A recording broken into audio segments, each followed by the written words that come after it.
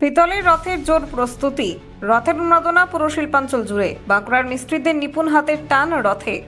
পশ্চিম বর্ধমান জেলার আসানসোল রানীগঞ্জ খনি শিল্পাঞ্চলে ঐতিহ্যবাহী শ্রী শ্রী জগন্নাথ দেবের রথযাত্রাকে কেন্দ্র করে উৎসবের আমেজ তুঙ্গে।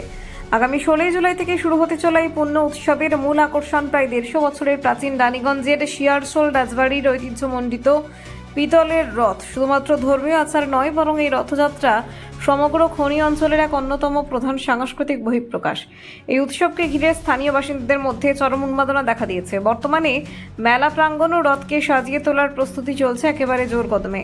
রথটিকে নতুন রূপ দিতে বিশেষ দায়িত্ব দেওয়া হয়েছে বাঁকুড়া জেলার মেজিয়া থেকে আসা দক্ষ মিস্ত্রি এবং শ্রমিকদের। তেঁতুল, ইটের গুঁড়ো এবং সামান্য বালি সহযোগে এক বিশেষ মিশ্রণ তৈরি করে বিগত 12 দিন ধরে চলছে পিতলের রথের নিখুঁত পরিষ্কার পরিচ্ছন্নতার কাজ। শ্রমিকরা জানিয়েছেন আগামী 2-3 দিনের মধ্যেই এই সংস্কার কাজ সম্পূর্ণ হয়ে যাবে এবং রথটি তার পুরনো জৌলুস ফিরে পাবে। দেখুন, আপনারা দেখতে পাচ্ছেন যে এখন রথযাত্রা সামনেই, আর 2 দিন পরে রথযাত্রা, সেই জন্য ভালোভাবে প্রস্তুতি চলছে। আমাদের এখানে যারা কাজ করছেন তারা অনেক দিন ধরে কাজ করছেন, প্রতি বছরই তারা আসেন, বাঁকুড়া জেলায় অনেকে আসেন। তারা রথটাকে ভালো দিয়ে আপনার তেঁতুল, তারপরে পিতলের যে সামগ্রিক জিনিসগুলো থাকে সেগুলো দিয়ে মাঝামাঝি করে রথ আপনি রেডি হতে দেখতে পাচ্ছেন। হ্যাঁ, সম্পূর্ণ প্রায় কাজ এগিয়ে গেছে, এখন শুধু রথ টানার প্রস্তুতি বাস।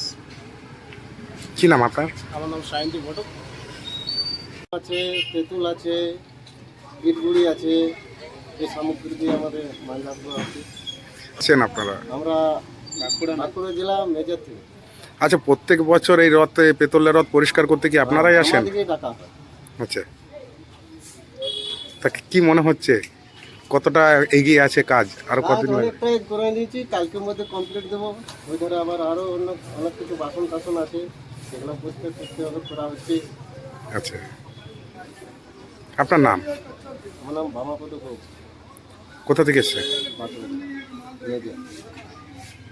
Bureau report, Durgapur news digital.